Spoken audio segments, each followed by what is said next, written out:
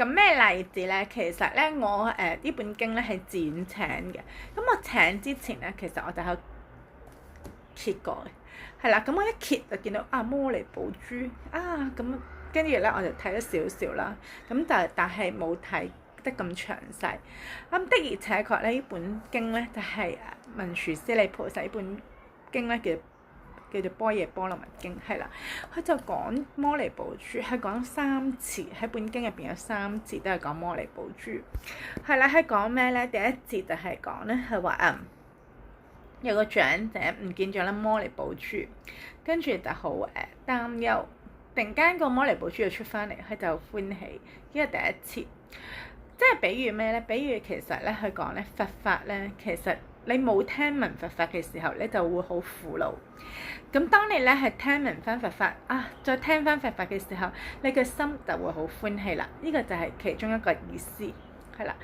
咁另外咧，佢第二個咧就係講咧摩尼寶珠，摩尼寶佢個冇個珠，係啦，就係講有個人喺度用手穿緊珠，穿緊手珠。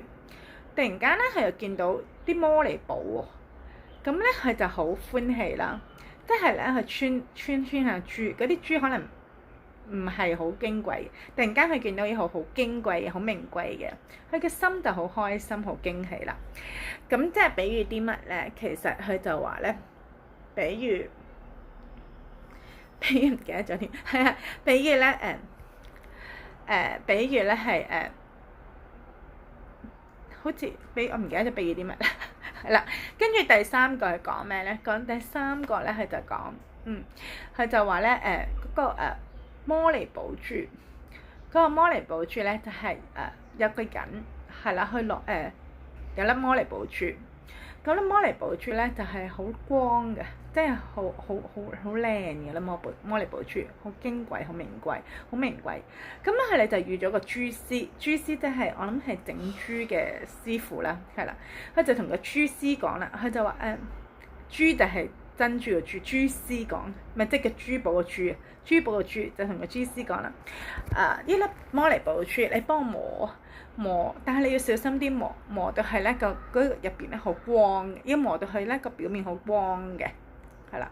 咁嗰個珠師咧就好小心咁磨啦，磨到佢咧真係嗰粒珠咧個光係個出邊好光，入邊咧係好明澈嘅，係啦。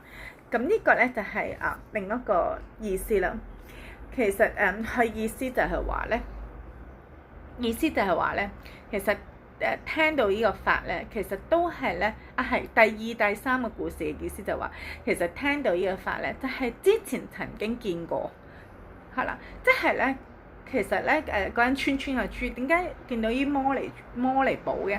就係因為佢以前曾經都係見過嘅。咁而咧而第三個比喻咧，譬如咧就係話嗰個珠師叫個珠師磨靚啲啦，個摩尼寶珠，因為粒摩尼寶珠係真嘅，要你叫佢磨靚啲粒摩尼寶珠，令到佢外表有光，係啦。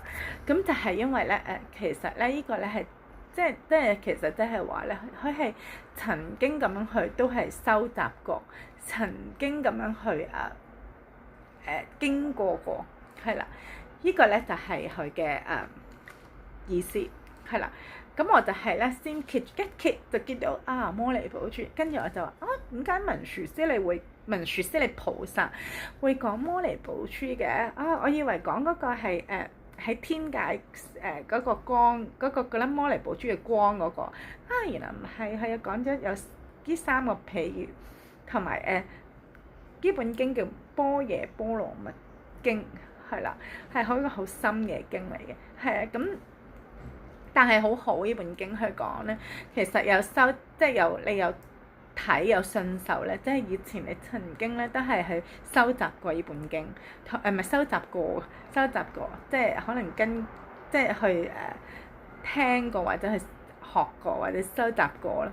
同埋呢本經咧係得到即係諸佛菩薩嘅護念，同埋咧有係冇天界咧，總之係有護念嘅，係啦。咁但係咧，我睇